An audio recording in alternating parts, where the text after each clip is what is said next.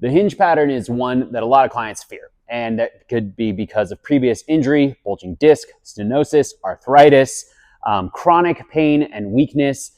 A number of things can be the case, or previous history of I did this, it caused this. So how do we introduce movement patterns back to this? Well, it starts with trying to bring some a sense of safety around the movement overall. We do that by focusing on giving it more of a mobility focus initially throughout all of the warm-up pieces.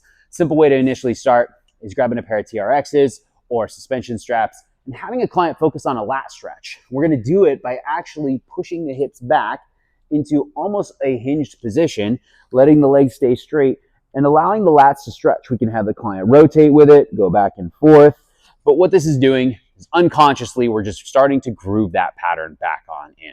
Now, once we feel safe within that regard, we can take it completely to the wall, and they're actually going to know that it's a hinge because we're going to call it that. It's a wall hip hinge. We can have the hands on the wall. You can also have them elevated on a bar or on a bench, and we're focusing on pushing the hips back. The good thing here, they're going to feel completely supported with the wall, with the feet on the ground, instead of immediately dropping to the ground. Now, would I ultimately like them to go straight to the ground or go to the ground fairly quickly to be able to do some classic down dog, up dog variations?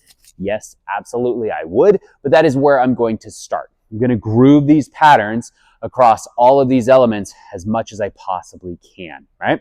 The next way that I can absolutely do it is to use a bench and do some hinge pattern from there as well. So one of the simplest ways to do it, give a client something completely different to focus on. Say we're focusing on the glute, which usually we actually do need to have some very loose hips and some strong glutes to make sure that the lower back is going to come from a place of safety. And so I'll bring the leg across at a nice angle and we'll do a pigeon. And so we'll be here and I'll be like, yep, now lean forward into it, get that nice stretch. And so we're just getting used to literally doing this motion in so many different capacities that unconsciously we don't even realize we're slowly moving towards that position. Simultaneously, in my programming, I'm going to be doing a series of things that slowly, like a dumbbell row, first supported, then eventually unsupported, that the client gets used to then being safely in that position. If we're not even comfortable being here yet and doing a row, well, then that's again where I go back to my bench.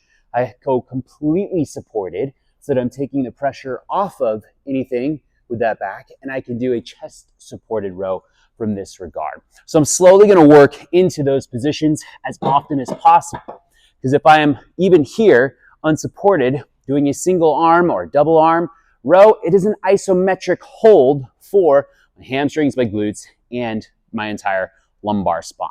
So this is a great way for me to get some extra work capacity if there actually is a need for building that up and unconsciously taking away the fear. Now, how about working the lower body in a way that's not just completely isometrically hinged over for the hamstring, but even more so for the glute? That's where I like using a stork. Now, whether you use a slam ball, med ball, Swiss ball, stability ball, your choice. You can even use just a wall. But what I really like here is I'm going to lift the inside leg. I'm going to push hard into the ball, and I'm going to try and push that ball through the wall. And that's all I'm telling the client. Push the ball through the wall. Push the ball through the wall. Now, with this, I'm just going to feel this glute, taking away any sense of fear around the back, because I can start here and I'll be like, yeah, bend the knee more, right? Push back more. Like push that foot back. Yep, and I can even put my hand on my foot to have them push that back. But they're going to get used to being hinged over, and now on top of that, only on one foot. They're completely supported. So this is another way for me to bridge that gap and get that client used to that position. Now, one more lower body move, then we're going to swing around, and we're going to do two more uppers, right? Step ups. What I really like about using the step up when reintroducing the hinge is I can focus only on telling them that we're working on single leg strength, knee stability, hip stability, balance, right? Whatever it is that is part of what they truly want and need, I'm also getting this other hip hinge piece out of it. So I'm going to have the client drive on up, and this can even be supported, hand supported, whatever level the client is at, whatever height of box, but we're going to come on up, and then on my down, I'm going to be like, I want you to really push your hip back and go nice and slow. We just need to work the stability. Now look at the angle that my body is in, right? My torso is at a greater positive angle than my shin angle. And ultimately, I am now in a fairly hinged position, even though I do have much more knee ultimate flexion than I would with a traditional RDL or a hinge. But again, I'm teaching my body to displace my weight, my center of mass, staying over my base of support by having my hips shoot back and my chest go forward. I'm learning to control. Now I'm changing my center of mass vertically, which is exactly what we want. It's a displacement of center of mass so that my hips shoot back, my chest drops forward, and my center of mass lowers and raises back on up. So I'm grooving this pattern in many different ways to create that sense of safety. So another really good way to groove that pattern is to do something like a bent over straight arm lat pull down. Now, whether you're using a rope, whether you're using a bar, completely discretionary to you based on the other goals that you have for the client.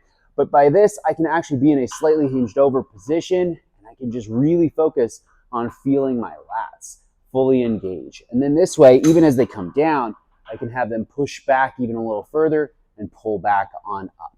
So it's a great way to just be in that position without even feeling it. Now, eventually, once that client feels good, I can have that cable down low and I can do a cable pull through. That is at a place where the client knows, hey, we are doing a hinge pattern. We are grooving this thing once again, fully all the way throughout. A seated good morning is one more to add to your arsenal when programming this hinge pattern back in. We're gonna sit right at the edge of a bench, really open stance, and so we can focus on the client and just remind them that, hey, hip mobility is such an incredible thing for us to maintain. So we want a nice open stance, and let's work on those adductors, those inside thighs, which are gonna feel a lot throughout this move. So now we've given them something that we're working on that benefits them, hip mobility, and an area that they're gonna feel it. So we've taken away the response that mentally would happen to the back. I like using a med ball here initially to start because we can kind of crush it, and it allows us to create some extra upper body tension. Our thoracic spine is able to kind of let our shoulder blades come around the ball in essence, and we create some intra-abdominal pressure by actually squeezing and work some of those fascial lines. But you could also use a kettlebell. And then we're simply gonna have the client fold on down to wherever that is for them, and then back on up. And so we're just now starting to build a little bit more of that lower back strength that we're looking for, but without feeling that response by holding a ball.